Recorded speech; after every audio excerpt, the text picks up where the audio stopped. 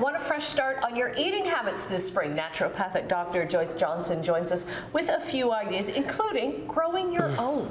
Yes, absolutely. So it's springtime, maybe you want to start your own seeds from home, but it's really important when you're kind of spring cleaning your diet, you're trying to, eat more locally, eat more seasonally. We do know as well that if you're eating something, for example, like broccoli, it has more vitamin C in a locally grown broccoli than one that has had to travel many, many miles. Because it loses that after a while. Absolutely. So really important. Try to eat organic when possible, but I understand that the cost of that can be quite expensive, so that's a bit of a deterrent for people.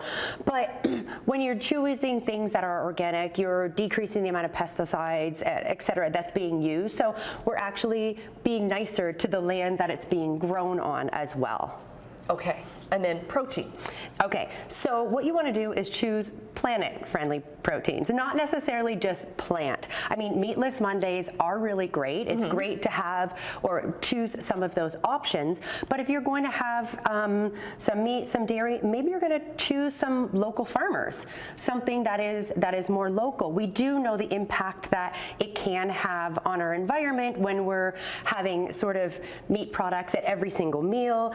There is one thing we were talking about earlier, that if you're doing one plant-based swap per week, that can result in decreasing emissions by about 30 million tons, which is the equivalent to eliminating like 6 million cars. Okay. So, and that's just one meal. That's just one meal. Yeah, that's not a whole day. No, that's not a whole day. And you can get a lot of really great things from it. Canada's Food Guide really emphasizes having plant-based protein as well as options. So getting people to have like beans and legumes, these are all really great options that are very healthy, high in fiber, and high in a lot of other vitamins and minerals. Right. They can also help stretch if you're having like a ground beef or a ground turkey or chicken or whatever. They can also kind of like, if you use that in the recipe, yes, it can bulk up the food. It can absolutely. Yeah. We do a lot of like, say, ground chicken with your taco seasoning. We put black beans in, and my kids love that. But black beans are also going to expand that food dollar. And it stretches your dollar. Yeah, absolutely. Okay, and then what about food waste? Okay, so food waste is,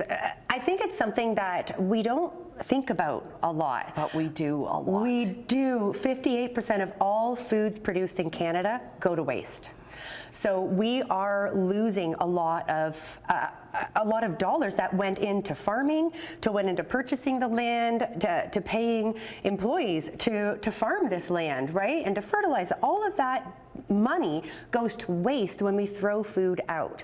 So really important that we learn how to maybe conserve some of that energy by, if a fruit is starting to go bad, we're starting to see it a little bit off, freeze it. Put your strawberries, I joke that strawberries start to go bad the minute I take it out of my grocery bag, but you know what, freeze it. Use those for smoothies or soup. You have some vegetables that aren't looking, that's what I do. And when I bring vegetables in, like say like asparagus, parts of asparagus I'm not cooking with, I freeze it in a little bag, and it like everything goes into the soup pot. Absolutely, and it goes into the soup pot. And you're having a chicken, or even if you buy a rotisserie chicken, because we all do that. Yeah. Because it's easy. At the end, don't throw those bones out. Put it in a pot while you're doing dishes, let it simmer for an hour, throw some onions in there, and you're gonna make a really great broth. Okay. Which was really free apart from the water that you had to put into the pot. Okay, we are all set, I think. Thanks so much, Joyce. We'll get your links up on our website at chch.com/morninglive.